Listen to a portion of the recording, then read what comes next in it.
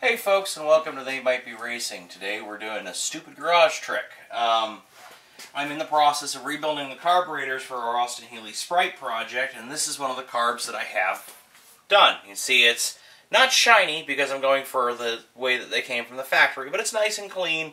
It's all put back together again. Now, the other carburetor I haven't touched yet, and it looks like this greasy goobery mess. Now, the deal is that on the first carburetor, I stripped it down the way I normally do with carb cleaner and soda blasting and all of that.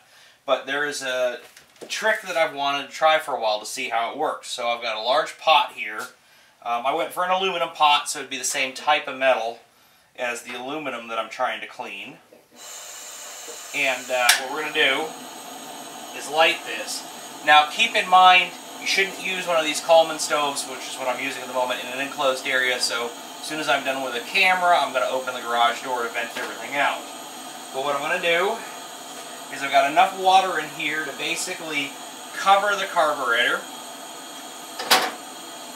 probably plus a little bit. Maybe I might look around for other aluminum parts to throw in.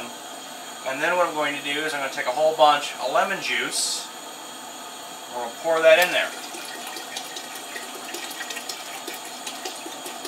And I've heard varying amounts, like, you know, a cup to a gallon to a gallon, what have you. Since I got a whole bottle of lemon juice, I figure I just throw the whole thing in there. And basically, what's supposed to happen here is that the mixture, because this has citrus have citric acid in them, so what's basically supposed to happen here is the water and lemon juice mixture boils. And as it's boiling, the citric acid cleans off the carburetor so that you don't have to go through the whole carb cleaner soda blasting process. So we've got this on high, it's heating up, and we will find out exactly what happens when you try to do this. And like I said, this is not something you want to do in an enclosed space, so for right now I'm just going to get this going and then basically leave it here. Although, I can already see junk coming off the carburetor and floating on the top, so that's a good sign. So I'm going to let this boil for a while, and we'll come back and see what the results are. Alright, so the carburetor's been in here boiling for a bit. I've got hot water ready at my wet sink, and I've got a sponge and a little plastic scrubby brush. So let's see what this does to the deposits on here. So there's the carburetor. I can see that it is cleaner than when it went in, but it is nowhere near as attractive as the other one that went through the soda blaster. So I'm going to run this in, put it under hot water, give it a quick clean up with a sponge, and see what we get. So what I did is I threw this in the sink with some hot water, blasted it with a sprayer, hit it with a sponge with some dish soap, and just like a little toothbrush, just real quick. And I have to say, it cleaned up surprisingly well. Now, it's not perfect, but it's not bad. So if you've got a particularly gooey carburetor, this would be a good way to get at least that first couple levels of goo off of it before. And I've seen some real nasty carburetors over the years.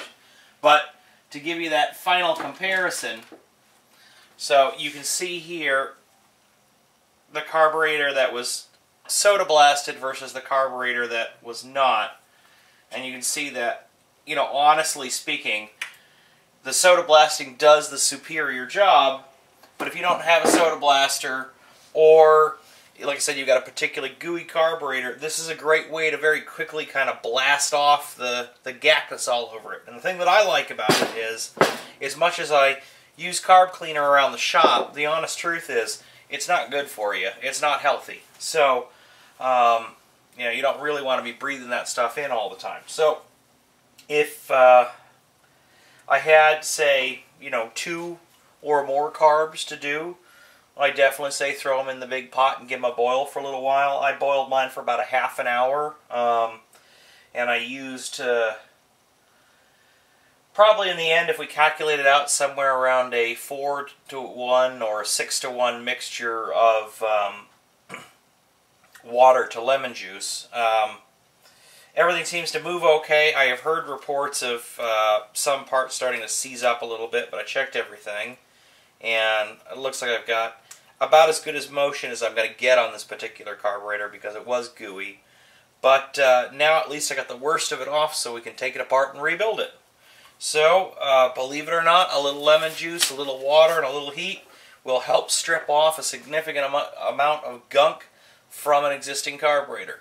All you have to remember to do is throw it in, boil it for 15 minutes, half an hour at a boil, and then when you pull it out, give it a quick wash, scrub down in a sink under hot water using dish soap.